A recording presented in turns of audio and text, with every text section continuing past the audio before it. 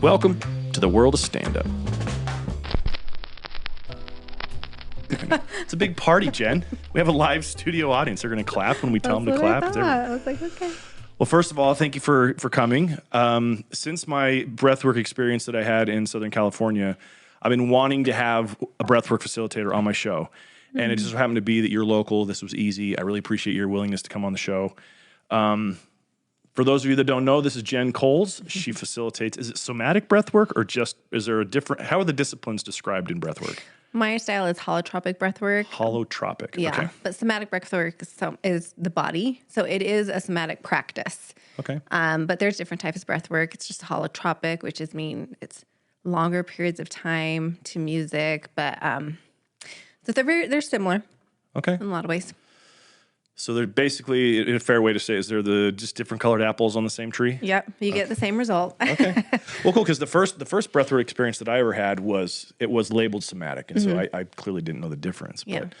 But I've talked at length on this podcast about, the vision that I had during that time and just how impactful it was, and the combination of the external sensations of cold and heat and things, and the internal stuff, what was going on, it was all facilitated because of the rhythmic breathing. And so before, I want you to talk about your story here soon, but before we get into that, I wanted you to just kind of share what's the science of what happens in breath work. I've had individuals in my life be very skeptical about this. They're like, just rhythmic breathing does this? I'm like, yes, try it. It's amazing. So what is the science? What's actually happening when you breathe this way? There's quite a few things that happen during breathwork. But we are basically hyper-oxygenating our body. Okay. We are changing the pH levels in our blood.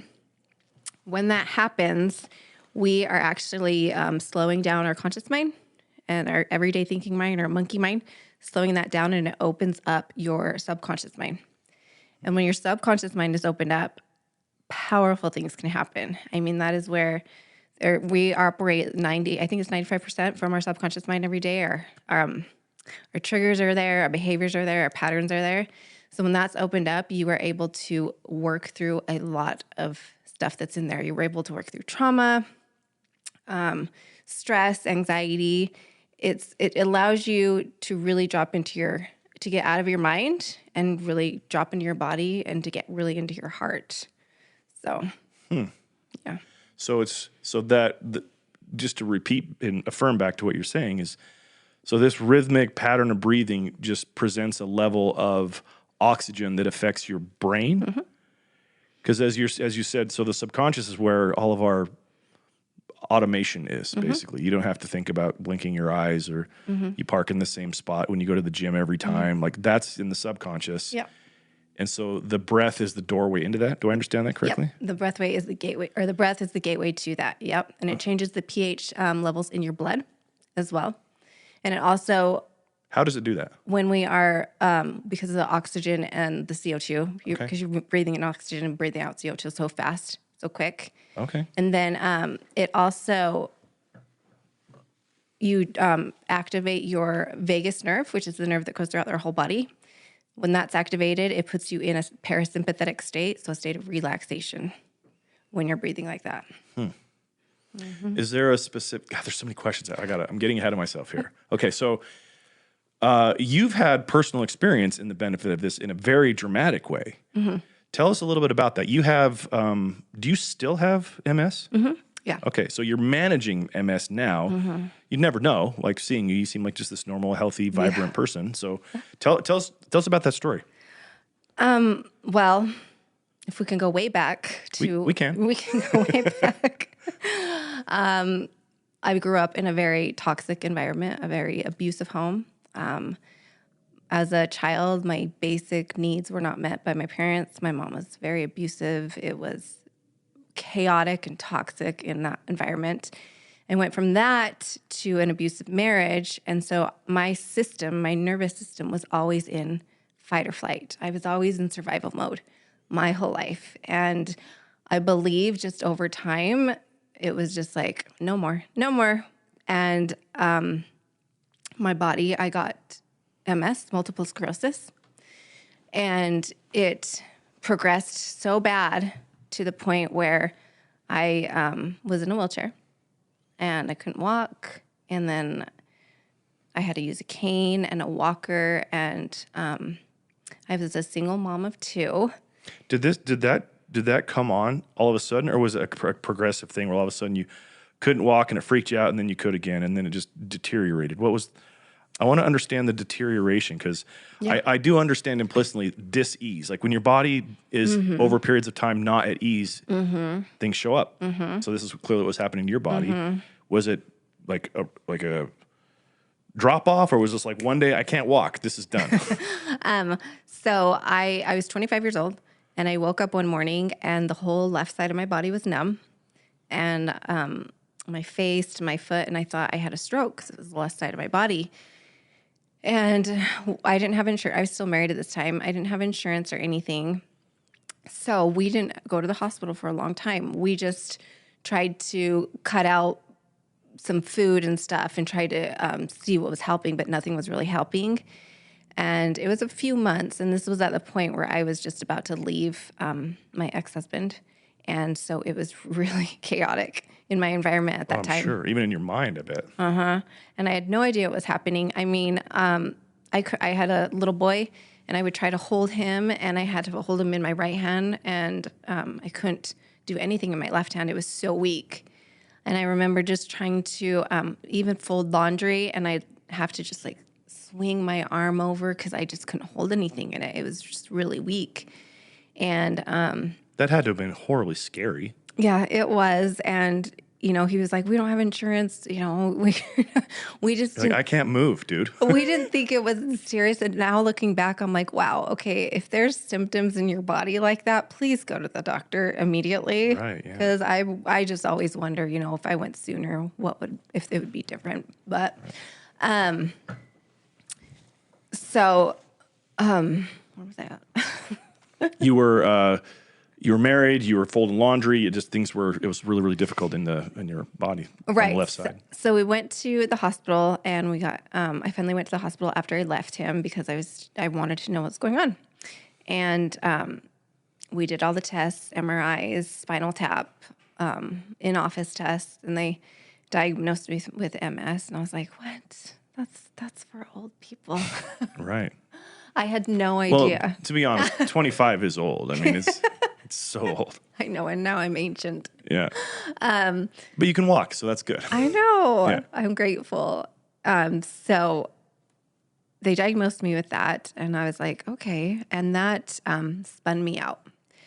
I did not accept this disease. I had now left my ex-husband, and I was a single mom, and I was scared out of my mind. I had to move back home to my toxic environment with my parents. And so it was just constant chaos for me.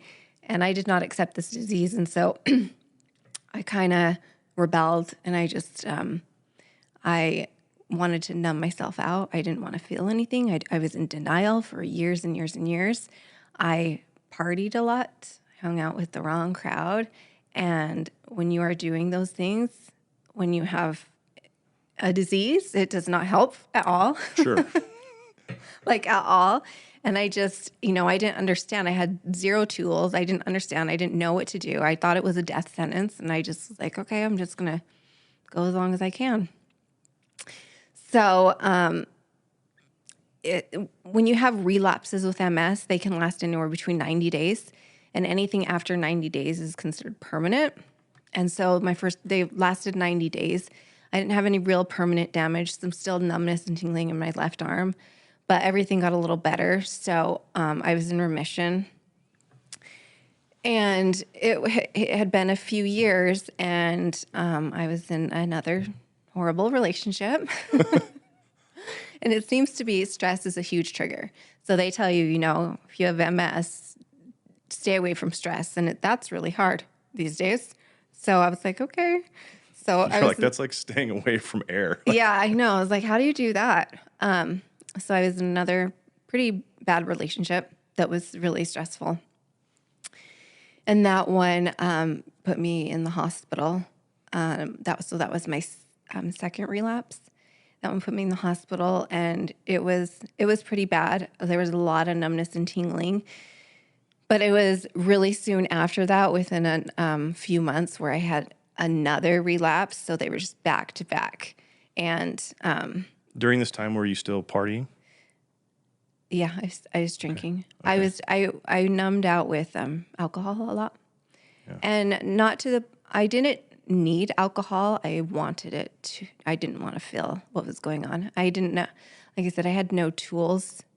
So I just thought, I didn't realize that I was numbing out. All I knew is alcohol made me feel different than I wanted to feel. Yeah. So that relapse, it put me in the hospital where I lost full mobility of my legs. I was numb from the belly button all the way down to my feet. I could not feel at all. I could not walk. And it was scary and lonely, and it was very depressing. Yeah, I bet. Yeah. And so well, thank you for sharing that. I think that it's the discussion of alcohol and what it does is an important one. Mm-hmm. It's very curious to me. I mean, you've probably seen those memes where they say like alcohol is the only drug that people think it's weird that you don't take it. Right. You know, the idea of being sober and not involving yourself in that is some sort of oddity in some circles. It's evolving. It seems to be almost cliche now. Like a lot of people are becoming, sober but then they're stoned every day. So that's, they're still sedating in some way, but alcohol is a part of our culture. I would love to figure out how it became so prevalent. Yeah. It's so accepted. Oh, I know. Even like that, like I'm listening to this crazy story. You're in these relationships that aren't supportive. You've got this history with your family that sucks. Your body is literally breaking down on you and caving on you. Your body's being like, yo, Jen, fuck off. Like, we're out. Yeah. And you're like, cool, line them up. Like, you're still drinking at the same time, you know? That is, I don't look at that as far as anything that's on you. Like obviously it is on you at some level, but that's a cultural thing. That's in our culture, that's acceptable. Yep. And everyone was doing it that I was hanging out with. And I actually did drink alcohol to open up a little more because I was so closed off as a kid and my voice was always silent. So when I drank, it gave me a voice. It made me feel like accepted by these people because like my parents didn't accept me. So I felt like I was included with something, not knowing how awful alcohol was for you. No idea. Like they don't teach you. They just say in school, don't do drugs, don't drink.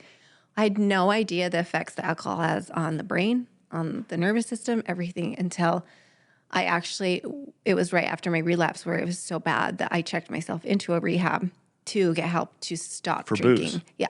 Wow. I wanted help just to stop. So I remember just walking in there just so defeated. And I looked dead because I was so broken. Yeah. And I had hit rock bottom. That was rock bottom. And I checked myself in there, and the things they teach you in there were so basic and so simple that no one ever taught me. Like, do a morning routine. I'm like, what? Morning routine? What? I got to wake up and be out the door in 10 minutes. What are you talking about? Yeah, do a morning journal, gratitude journal. I was like, okay, I don't know what difference that can make, but I mean, those things changed my life. There are so many people that have that opinion. Yeah. That don't get it. Yeah. It changed my life. Meditation? What? No.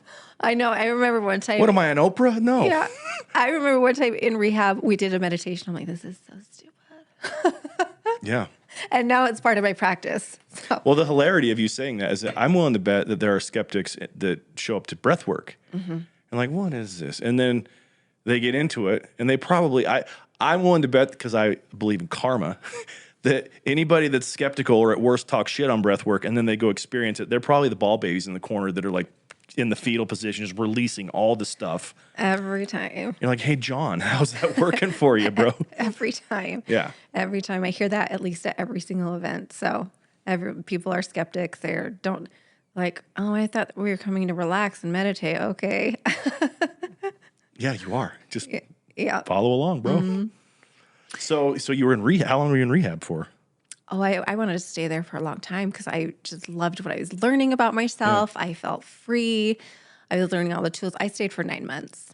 Really? Yeah, and it was actually going back just a little bit, just right before what checked me into rehab is my relapse was so bad. I couldn't walk that I was so depressed. I was so suicidal.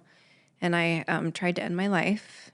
The hospital had sent me home with 60 pills, sleeping pills. I don't know what they were, but I just remember when you feel that low, and because people say like, how do you get to a point where you don't want to be here anymore? And some people don't understand. You just feel so alone. And it was just absolute rock bottom for me. And I wanted to be gone. I didn't want to be here anymore. It was too hard. It was so hard, and I was alone. And I took those 60 pills and I just swallowed them. And I wrote a letter to my kids. I don't even remember what it says. And I woke up the next day fine. Nothing happened to me. I didn't sleep in. I had So the pills didn't do anything? nothing.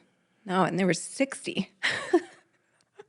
Okay, so like real talk, how do you internalize it? That's one of those sort of things like, is Jesus real? Like, do you have like a belief in something bigger now that you're a part of healing and helping other people? Like that to me seems like divine intervention. Something happened because you don't just not have an effect with 60 sleeping pills. I know. I remember waking up the next day and I was like, I just looked up and I was like, okay. Wow. I said, okay, I'm supposed to be here. And I woke up and I wrote pages of gratitude. I am grateful for the air, the pillow, my bed, just my kids, just pages. And I was like, something's got to change. And this is where I start my healing from within. And that's where I begin my healing journey. Wow. Mm-hmm. That's really like poignant. Yeah. And intimate. Thank you for sharing that with me. Mm-hmm. So many people have dealt with that, like attempted suicide, failed attempted suicide, thankfully. Mm-hmm. And unfortunately, there's some that the attempt worked, Mm-hmm. Wow. Yeah. So I want to tie those two things together in a very real way, because as you shared earlier, one of the effects of the oxygenation of your cells in your brain and the pH in your blood from the oxygen that affects brain science, like it affects that in your subconscious where all of our programs are. Mm-hmm. There's a common denominator with everyone that feels like they don't matter. Mm-hmm. And dare I say, there's like a spectrum. Mm-hmm. Some people make decisions that end up taking them out, and some people try and either fail or succeed. And then there's others that just have thoughts. But underlying with that, there's just some sort of like program that allows that thought to persist. Mm-hmm. This unworthiness of love, unworthiness of life, unworthiness of acceptance. I heard you say that, your needs weren't met as a child. Mm-hmm. Knowing from my own experiences in breath work and having, conversations with former versions of myself in breath work, like that experience in youth is so catastrophically impactful for how you become as a human. Mm-hmm. Or not as a human, as an adult. Mm-hmm. You're already human. Yeah. But my whole point is that, like, so what a beautiful jump off that, like, thankfully that didn't work. Mm-hmm.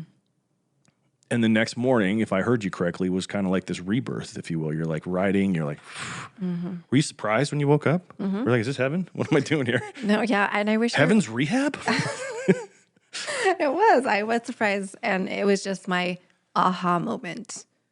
Wow. That I'm supposed to be here. I didn't know why. And I didn't know where my path was going. And I was still struggled for a long time. But I knew that I was supposed to be here for something. How much longer between that moment did you find some, I'm forgetting the exact name of your discipline, breath work? Yeah. So it had been years. So I first started with therapy. Therapy, I love therapy. It's very helpful. It's helped me. It saved my life. Rehab saved my life as well. Meditation, the gym, changing my eating habits, all these little things. I did so many little things. Nature, and I eventually found breath work. And when I first did breath work, it was for 7 minutes online. And so it wasn't even in person, which I just think the in-person ones are way more powerful. However, Sure. The online ones have such an impact as well. Sure. And I was bawling, and I was like, why am I bawling? I held so much in because I wasn't allowed to cry. So, and so many people do that. So many people, especially men. But I held so much in and I was just bawling and I haven't stopped crying since now. But I felt amazing. I had all this energy. I went to the gym. I had the best workout. I slept amazing. I was like, there's something to this. Yeah. And then I did another session and it was 45 minutes and I had an out of body experience. I was released. I was having all these memories and visions come to me and all this clarity. Forgiveness was flowing through my body, love for myself. I felt less anxious, less depressed, less stressed. And I was like, this is powerful work. This is absolutely amazing. And I said, I need to figure this out and I need to show people what their breath can do. Because we are the drug. We can help heal ourselves. We are just never taught these things. It's almost like we have to go out and find them ourselves because there's these quick fixes that the doctors want to give you. And I'm not knocking medicine or anything like that. It all has its place. But when you go to the doctor, my doctors, they never told me about stuff like this ever. They medicated me on everything they could medicate me on. I was on so much medication. I was just a zombie. I just didn't feel much. And that's not how I wanted to live. I knew it didn't feel right for my body, my system. And so when I discovered breath work, it changed my life. Yeah. I think there's, excuse me. I think there's something to be said there that you're like having truly still quiet moments in an optimal environment with yourself. It's almost like a hard reset. Like you have to do a hard reset on your phone every now and then. Like why wouldn't we need to do that on something as complex and powerful as our minds? Yes. And our bodies, of course. That's exactly what it is. So it's the tells are all there. It's like the feelings of forgiveness, the feelings of connection, the out of body stuff, the visions, the everything. It's so crazy that just that rhythmic patterned breathing in an optimal environment opens all that up. Mm-hmm. How much of do you think is from, like, because what little I know about the pineal gland, like the third eye or whatever, that, DMT, dimethyltryptamine, our bodies produce that, which is a very hallucinogenic drug when it's consumed recreationally outside. But like your mind has the capacity to create that exact compound. Mm-hmm. How much of those things are stimulated because of that? That happens in breathwork to a lot of people all the time, the DMT release. All the time I hear about it, and people have trance-like experiences. So it does stimulate the pineal gland, and that's when people have their visions, or they see kaleidoscopes, they see visions, they see lights. Fractal patterns and all that. Yeah. So it's it can be a very, what is the word I'm looking for? Psychedelic experience for some people. Yeah. So it's just... each journey is so different for everybody. But like you said, it's a reset for your nervous system. And it's whatever you need in that moment. The breath will go in and give you exactly what you need in that moment for each person. Yeah. Are you familiar with Wim Hof? Uh-huh. So how much different is what he does with his breathing to handle extreme cold and different, very just difficult external situations versus what your breath work and the other things like yours are? Like, do you know enough about his breathing this dude swims in like freezing water. He's walking around barefoot all the time in the snow. He's a crazy person, but it's because of how he breathes. He'll talk about the Wim Hof method. Mm-hmm. Are you familiar with that? I've heard about it. I haven't tried it. I know that there are many different breath patterns to use, many different styles for what you're looking for. There's kinds for relaxation, for energy, to people when they do take ice baths. There's a different type of breathing style. Yeah. And those ones are when you're breathing, you're still in your conscious mind. So you can really do those anytime. You can do those except driving. I don't recommend it because it does make you dizzy, but you can do those types of breathing patterns when you're doing the dishes, when you're cleaning, just all the time. I do take, and then there's transformational breath work, and those are the journeys like the one I took you on, right? Where you're lying down and it's about an hour breathing. Some people do it longer. And holotropic breathing can be up to 3 hours. Really? Yeah. I wonder what that would be like. Cause I know for me, like my biggest breakthrough in the last one that you had facilitated was at the end. So I'm wondering like how. I haven't done a two. 3-hour one yet, but for some people, their transformations and breakthroughs happen right at that 60-minute mark. Yeah. And I think the 60-minute mark is the sweet spot. But some people's transformations happen right 20 minutes in, and they're just releasing and they're going and they're just in their journey. Yeah. So I had that happen. So the one that you did was interval based. There was like 4 different intervals where there was a hold, a deeper hold, and the pattern of the breath work was, you start at your stomach and move to your chest, and it's all through your mouth. What other sort of patterns are so I know the result that pattern brought. What are there different styles of patterns of breathing that you do other than just or is that pretty much the main one? So that one's a little more activating to the nervous system. Okay. There is one for more of a relaxation, and that's in through the nose, out through the mouth, with the exhale being longer, because when the exhale is longer, it does activate the parasympathetic nervous system. Okay. And that one's a little more relaxing. You can do breath work right in the morning. That's when I suggest doing breath work. And you can do it just through your nose, just for like 3 minutes. Or you can just do your mouth in and out, in and out, in and out. Or the breath pattern I taught you, in through the belly twice and then out. Or in through the nose and out through the mouth. So each one is going to have a little different effect on the body. And you kind of find which one you like and which one you need for that moment. But the one I had you do is more activating, which will get you into the transformational part of the journey. So That's so cool. Okay, so let's kind of go back a little bit. I'm curious about, so you had this literally life-saving event. yeah. And this opened the door for you to want to start exploring more your own health. Is that a fair way to say it? It got you into therapy, got you into other, you started meditating. Because of rehab, you were already journaling. I'm sure you started doing more of that. It became just more active, right? So you find breath work. You do your first one, has this great experience. Describe to me the moment where you thought, I could actually do this. Like teach it? Yeah. Right after that first session. Really? Yeah, I was like, I want to do this. I'm going to do it. Like I love this. I want it. I felt like in that moment, I've never been so called to something. And I just remember years before, I was like, I don't know what my purpose is. I don't know why I'm here. I don't know what I'm doing. Like, I don't know what my passion is. I tried things. And in that moment, I was like, this is it. Like, I just felt so called. The pull was so strong. And my life has never been the same since. That's really cool. Yeah.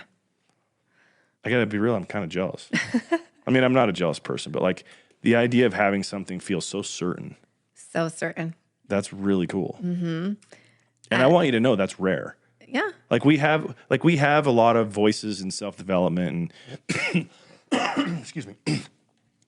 We have a lot of voices in self-development and in the world of, transformation, whether, yoga and Pilates, and there's all these different modalities that are trying to help you to do that. And there's really, really great people that do those things. But I think that the talk of, well, I've got to find my purpose. I need to know my calling.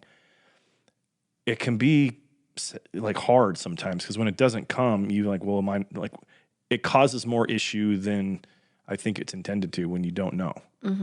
So the idea that like you had this transformational moment where like, no, I know now, like this is my thing.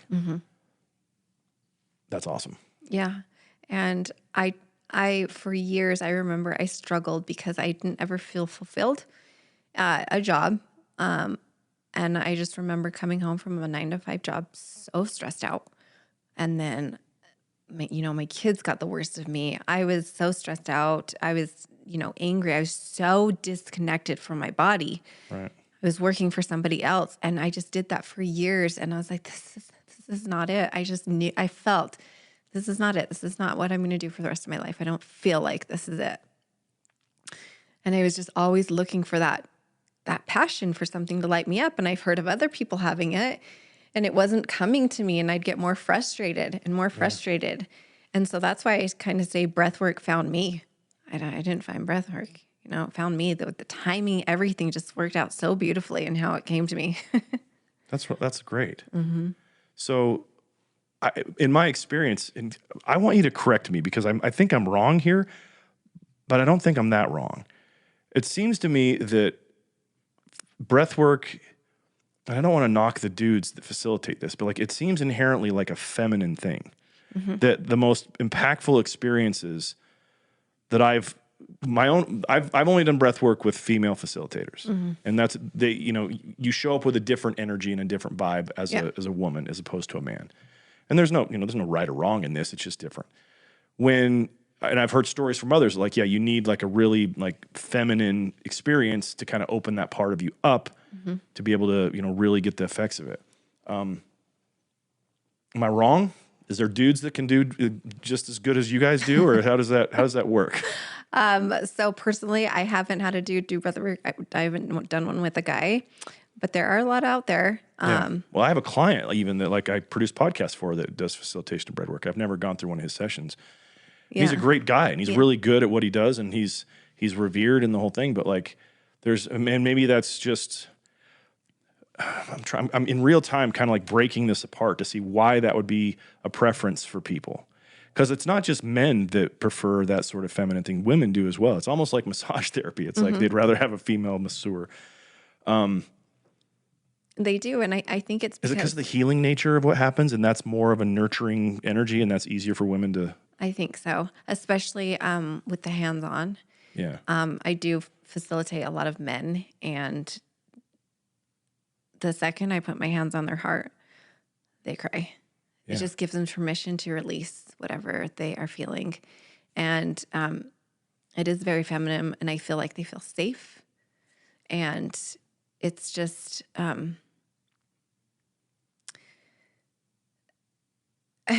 just think it is a feminine thing. Okay. I do prefer girls too. So that's interesting. Yeah. Like I said, like I've never done a breathwork session with a male facilitator. And you know what? I'm thinking now that I should probably do that. I should probably allow myself the experience of a male facilitator to see the difference in what that looks like. Because like the guy that I know, he's awesome. He's super in tune.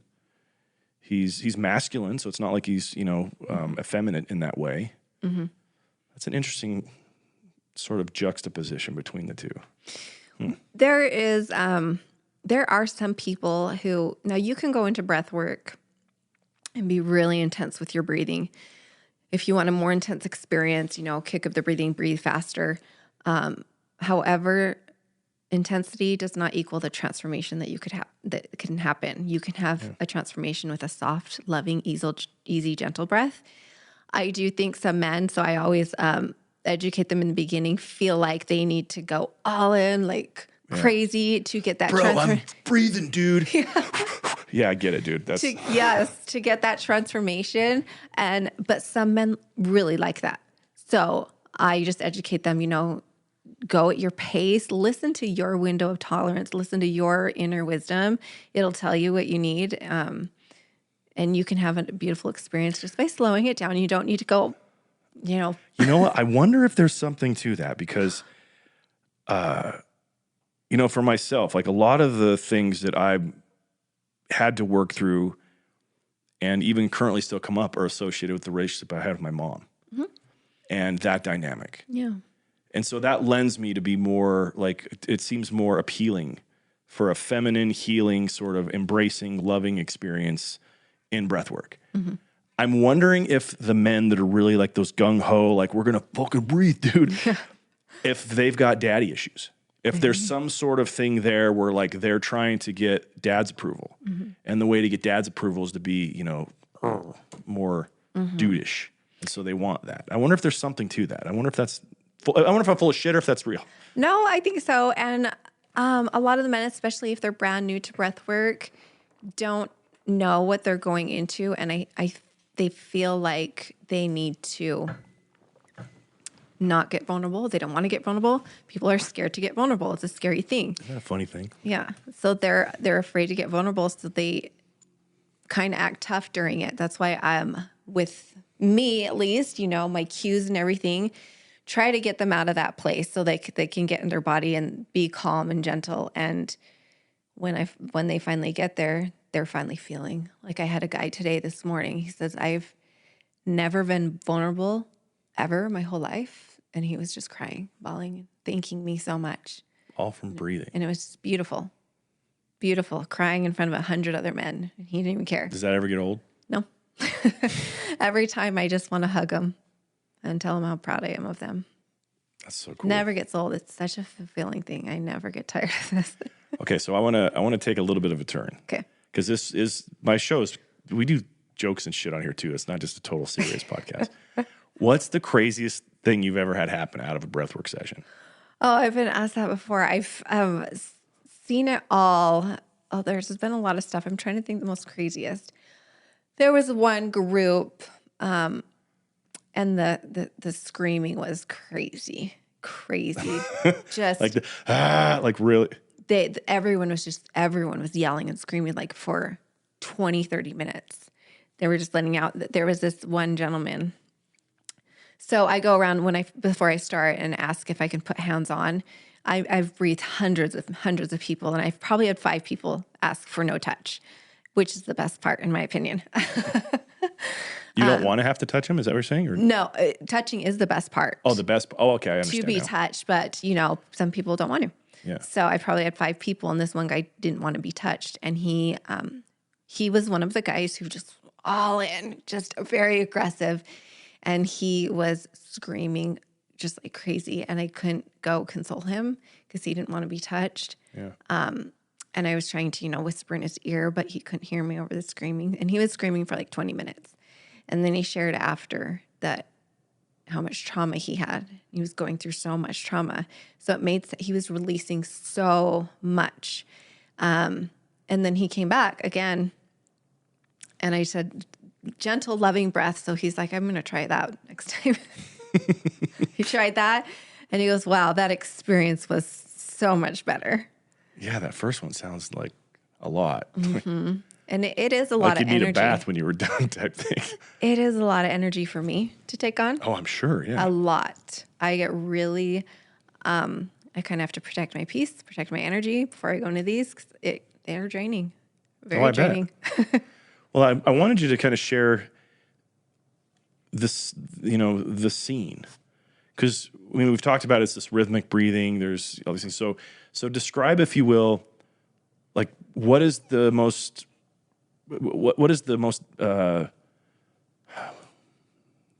I'm having a hard time with words right now. It's another one of those schizo moments, friends, where I'm going to be, hey, he's going to have Alzheimer's someday. No, what's the most, perfect scenario for a setting when it comes to breath work? Like, because I've seen like it's dark. Mm-hmm. You have certain music that you bring and you play. Mm-hmm. So paint that picture. What's the scene? So I'm learning more as I go with each event as I do too. My own ones that I do, people come pay for. So it's a bunch of strangers. Nobody knows each other unless, they bring a friend or something. Is that ideal? Yeah. So it's better to be in a room full of strangers than it is with people you know? No, sorry, that's not ideal. Oh, okay. It's great though. You can have a beautiful experience doing that. So the room's dark. I have some lights. I set the mood, always playing music. And the music is great because it can trigger stuff. Trigger memories, certain music. I do a lot of music with words too, and people will hear a song and it takes them back to a memory, and that's when they start releasing and stuff. But what I've found, because I do lots of retreats, lots of private events, is the retreats where everyone is doing stuff, participating in stuff before the breath work, connecting, getting vulnerable with each other, are the most powerful experiences that I do, because they get vulnerable so much quicker during the breath work because they've already done it with each other earlier in the day. And so I'll have rooms of 50 women, 50 men, all just sobbing, all crying, so quick into it because they feel safe with each other. Yeah. So the ones where a bunch of strangers don't know each other and they're coming to my events, they are a little more guarded. They're scared to let their guard down a little bit. And it's all with my cues that'll help them. But I get people who still don't want to get vulnerable. So those ones are more powerful. Mm-hmm. And I do a lot of retreats, and I love them. As I think about that, that was my experience. The first time I did breath work was, I knew the people there. There was a local wellness center that had one. Mm-hmm. And Shannon Sperber was the facilitator. She came in from Scottsdale. Mm-hmm. And I kind of knew, like I knew people, like, oh, hey, what's up? Like it was associates, but it wasn't like we were part of some retreat. And then the second one was that. It was in California with the Send guys, with Keith Yackey. And that's what happened. Like we were all together before. We were all sharing and connecting and competing and laughing and busting each other's balls. And then we did a breathwork session. It was very quick. And the same thing happened with the one that you did there, which is my third experience. It wasn't an environment where there was already a familiarity with the other people. I'm going to say that, just my personal opinion, that was better. Mm-hmm. Because one of the things about like my experience of this, and you did this as well, like your cues, when you say your cues, what you're saying is like, if you feel this, be willing to do this. Like you're giving permission, if you will, throughout the breathing to acknowledge or express certain feelings that are in the body. And so sometimes it does mean like a guttural sort of scream, or it means, it's okay to cry. It means okay to like, hug yourself. It means okay to roll or whatever in the movements, or to like, I can only imagine how silly it must look with some of the things going on with like people moving around and everything from the effects of it. But so your cueing has a lot of power in where it takes the whole group with what happens there. So I guess what I'm saying is that if you have an opportunity to do breath work, do it. If you have an opportunity to do breath work amongst people that you've already become close with, of course do that one. If you're a chicken shit on the first one, I get it. But like that one, of course do that one. Is that fair? Yes. And it's usually people who are hesitant the first time, get a little benefit from it, come back and go all in. Yeah. So they have a better experience. It's like dip their toe in the water for it. Wow. Well, I think we've gone over a lot of these questions already, but share with me, if you will, and you might not know this, but I bet you do. What's been one of the most dynamic success stories you've heard about from people that have gone through breathwork with you? Oh, there's so many. I hear so many amazing transformations. It's wild. But there's been a few that have stood out to me. A woman, she had been raped in earlier years before, and just holding on to that anger. In fact, she was so angry that, the tetany that happens where your hands turn into little lobster claws, hers turned into fists. Oh, wow. And like she needed to punch something, and I gave her permission to punch her pillow, and she punched her. She's still breathing, you can express however you want. And she was punching the pillow and just sobbing and crying. And when she shared after, she talked about that she'd been raped, and she was able to forgive the person who had raped her because she'd been carrying that around for years and years and years. Wow. And lately, this has been coming up in every single one of my sessions. People have been able they have vivid memories of people that have passed in their lives, and they have connected with them with their breath work, and they're telling me these stories. And one woman had lost her little boy. He had died in a car accident, and she was just crying, telling this story. And of course, we're all crying.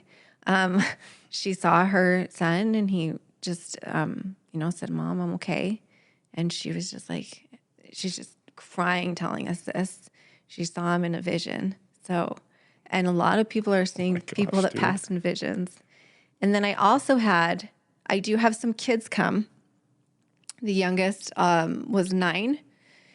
And I think that to introduce these 2 kids, especially now, is huge, because kids are going through so much.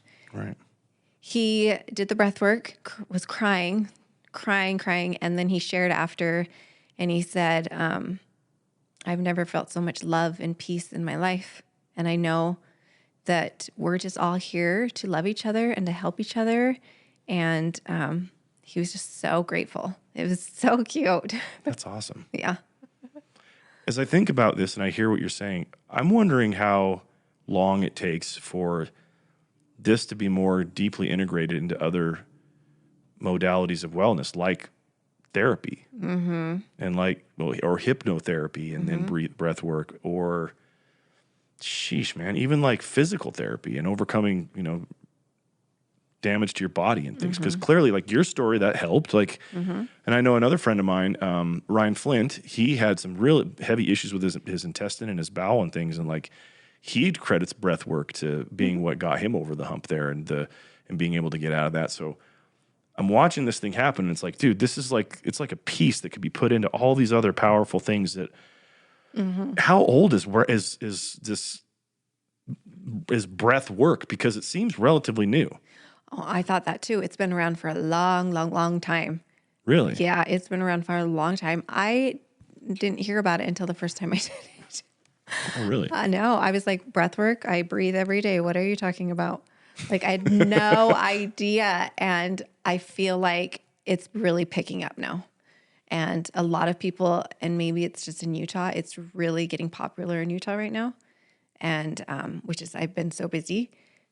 But I didn't hear about it either until I first did it. Yeah. But for centuries, it's been around. Okay, centuries it is. I had no idea. I can't wait to find out the Vikings were, before they went and pillaged. I don't know. Yeah. I've got to get in step with myself before I go take their things. All right. Wow.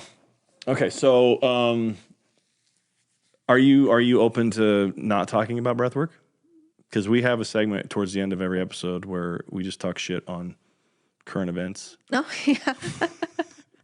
We have a laugh about it. But before we get into that, I was going to say this. I think there's a reason why it's popular in Utah. I think in Utah we have, because of the culture of the church and things here, there's a lot of repression when it comes to relationships and a lot of odd things within mom and dad and kids and parenting and then the culture and judgment and guilt. And when you can get underneath all that, it kind of breaks it apart in a very, like, it's emotionally violent sometimes. Like, I've had some experiences that were isolated in my first breathwork session where I was really angry. Yeah. I was like, I was pissed. And then I was able to kind of break it apart through the breathing. And actually, there was a hold interval that actually really helped me to do that. Because like this anger, and it was like, no, I need you to. And for those of you that haven't done it, like there's a part where you can hold your breath for fucking 3 hours, it seems, because you're everything is so oxygenated in your body. You hold your breath, and it's almost like your body's just like, I can keep going, but we're not used to being holding this long. Yeah. And you have to kind of have that conversation with your body and just kind of keep clenching it. And when I finally was able to release that, the anger was gone. It went away. Yeah. And Utah just seems to be like a target-rich environment for people with mommy issues, with daddy issues, with guilt issues, with all that stuff. So. I mean, I was one of them. Right? Me too. Yeah. Yeah. And there's a lot of trauma. We all have trauma. Could be anything small. Some of us have really big traumas. I have a lot of big trauma. I'm the lucky one. But we don't process our emotions. And when we don't process it, we stuff it down in our body. Yeah. And that is when it creates your body to be at disease. Yeah. That's when the depression happens. There's so many people who are depressed. There's so many people who are just constantly stressed and anxious. There's a lot of disease because we are not feeling our emotions. And I think people are finally seeing. Is it that we're not feeling them, or we're not acknowledging them? We're not letting them come through. Okay. When we don't feel them, when we push them down in our body, they get stuck in the cells of our body, in the tissues of our body. And that's what the breath does. It goes in there and it softens those, and it helps you release it. Yeah. I think you're onto something with that. Like, just the emotional. I mean, you're a grown woman. You've met plenty of people that are 6-year-olds emotionally. Oh yeah. That are adults that have families and children, and they parent, and they. And like, bro, how do you live? I've dated them. I'm like, what? How old are you? Well, hopefully, your next relationship won't be so. It won't require you to use breath work to get through it. I use it all the time now. Well, that's good, right? Like that's when you have the tool. But yeah, I found that to be something. I'm 47 years old, and I've been, I grew up very heavily involved in the church. I was a Mormon for up until my early 30s. And I even was excommunicated at one time, and then I went through the process of getting rebaptized. And when I started going, so this is 2 or 3 years ago, I invested really heavily in this. It's called Upgrade. I've talked about it a ton here. It's out of Arizona. William Lamb is the main guy that does it. And it's a lot of mental programming, basically addressing all of the stuff of the subconscious and the programs in it. So it includes things like timeline therapy. It's very NLP based. So neuro-linguistic programming, and the neuro part of that is touch and feel and sight, and like all of the senses that we have that are associated with that, and how we communicate with those senses into which creates our programming of how we do it. And when I say program, because a lot of people think like program, like what is this? Like, no, literally, like you have things underneath the surface that are making it so that you blink your eyes, that making it so you do certain things. How your relationship is with money, how you attract a mate, how you emotionally process things. Those are algorithms in your mind that are there that just are automatic. And when you can kind of get into those things and be like, yo, that's a bad one, I'm going to uninstall it and then reinstall something. My point with all this is that I thought I was like, I had my shit together. And then I start doing this. I'm like, oh my gosh, dude, I'm so cracked. But it was a feeling of self-acceptance. It's like, okay, well, at least I know I'm cracked. Like, let's go. So I think another reason why it's so important, and I'm thankful that you were willing to come on the show, is that there's a lot of skepticism, but very little after they do it. And I think that contributes to why breathwork has been kind of like the newest thing here, is because the results speak for themselves. You can't go to a session and do what the facilitator recommends you do and not at least at a bare minimum leave that experience completely relaxed and in touch with yourself and feeling like it's almost like a baptismal experience. Like it's all clean. Everything just feels good. Yes. And I love that you said that, because for some people, me watching facilitating, they're moving a lot. They're moving that energy. They're all over the place. They're crying, they're yelling, they're screaming. And some people are so quiet and completely still and just at so much peace with themselves. And sometimes the ones who are quiet and still and at peace have the biggest breakthroughs, because if you can't even see it on the outside, it is happening on the inside. Everything's happening on the inside. Yeah. Well, that's a beautiful life truth. Yeah. Everything happens on the inside. Our experiences of life happens on the inside. We can use the example of like an Instagram filter. Like we have filters that we put over our experiences that heighten anger or diminish anger, or that heighten happiness or diminish it, abundance and lack and all those things. And so being willing to at least come to terms with what you are and how you're functioning, anything that would help somebody do that, I'm all for. And clearly breathwork does that. Yeah. There are skeptics. I have to say, just try it. I've never had one person leave, not one person, who's said, oh, that sucked. I hate that. I didn't love it. Everyone's blown away. There's a thing, it's so silly to me. It's basically my age and older. Some of these dudes they're so fucking stubborn.